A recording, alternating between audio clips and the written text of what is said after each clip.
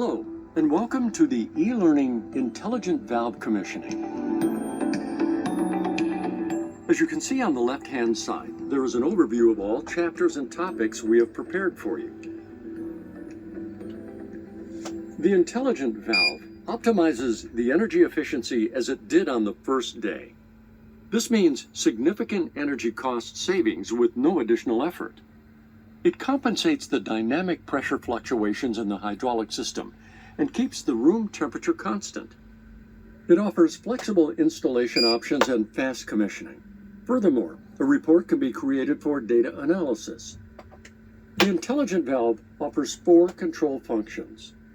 In this training, we will focus on the most commonly used function, control valve.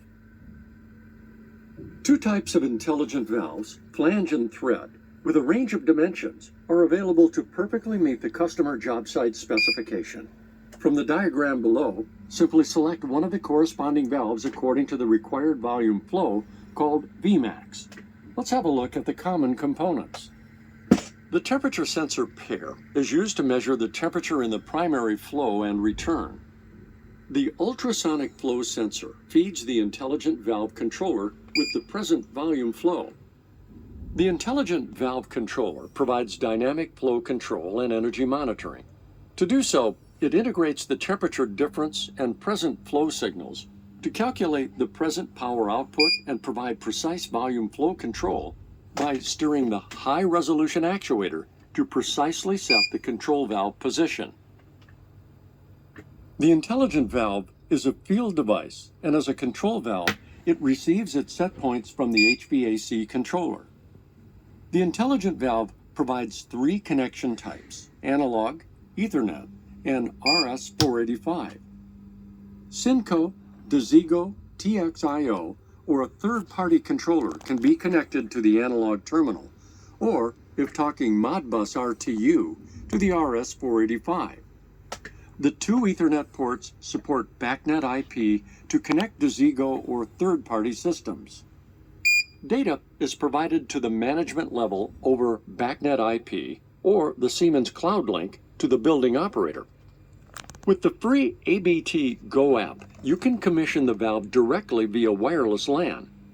The app also lets you start the flow test and view the test results. Rely on maximum installation flexibility with the Intelligent Valve. The compact installation where the flow sensor, the controller, and valve are installed together if there is sufficient space on the manifold. The controller box can be mounted parallel or perpendicular to the pipe. Alternatively, install the flow sensor and controller box in the flow pipe. In fact, the controller can even be separated from the flow sensor and mounted to the wall. The controller features color-coded plug-in terminals for easy installation.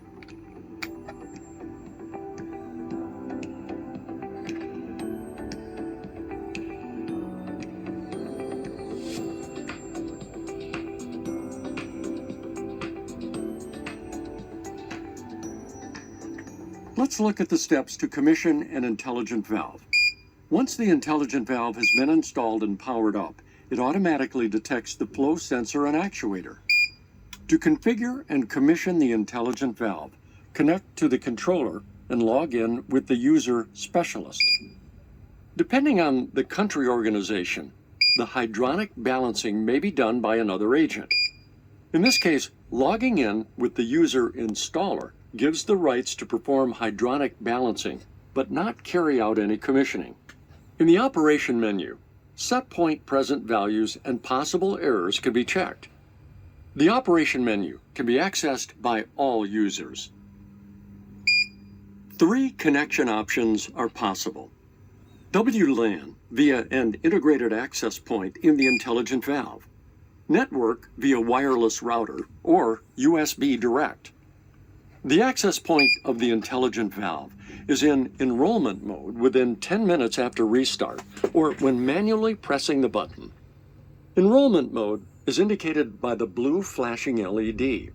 If more than one intelligent valve is installed, check the SSID number you are connecting to. The SSID consists of the device type and the serial number. When the mobile device is connected, the blue LED is steadily on. Any attempt to connect additional mobile devices are blocked by the access point. Each intelligent valve in the network needs to have a unique IP address. It can obtain an IP address from a router that has DHCP enabled, or, as is common practice, a fixed IP address must be assigned as described in the chapter Network Node Setup. The network connection is indicated by a green LED.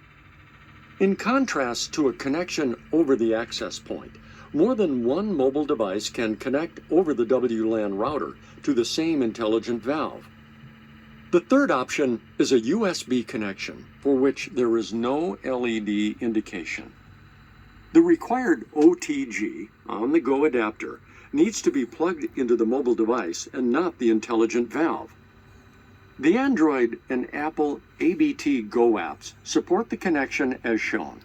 MSTP is not supported for intelligent valve, but rather for other devices on the same platform. Let's demonstrate how convenient a connection to the device access point can be. Make sure that the access point is in enrollment mode by verifying that the blue LED is flashing. The SSID of Intelligent Valve appears in the mobile phone WLAN connection list. Tap the SSID and enter the default password 12345678.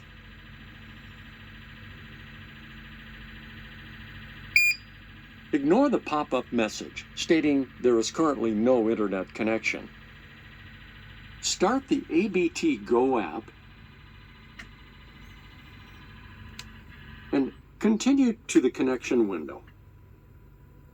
Select the connection mode and connect to the valve.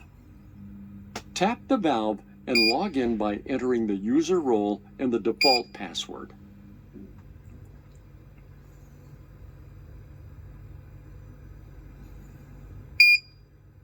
The first time you log in, you are forced to enter a new password.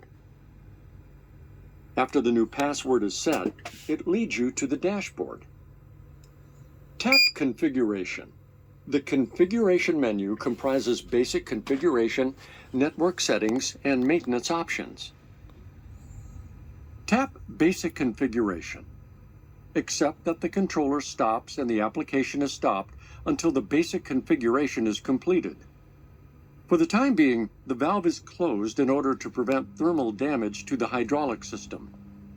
In the basic configuration, the user first defines the control function based on the application, followed by the setpoint source. In the case of analog, the intelligent valve receives the signal from the controller at terminal X1. The default signal type is set to 0 to 10 volt, but you can select 2 to 10 volt or 4 to 20 milliamps as well. By default, the setpoint represents the volume flow between 0 and 100%. The output X2 can be configured to provide a feedback.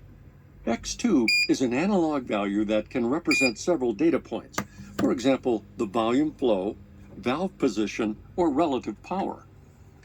Signal type selection offers the same options as with terminal X1.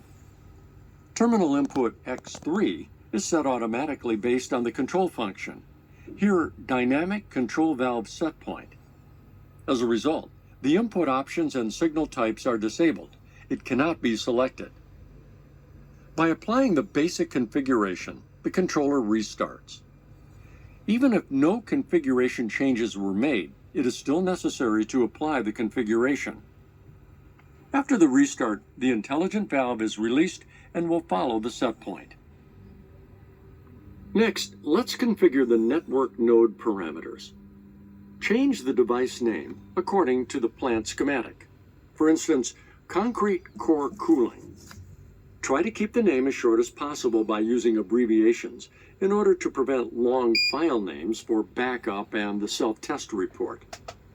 Give the device a unique instance number. As an example, use the last 3 digits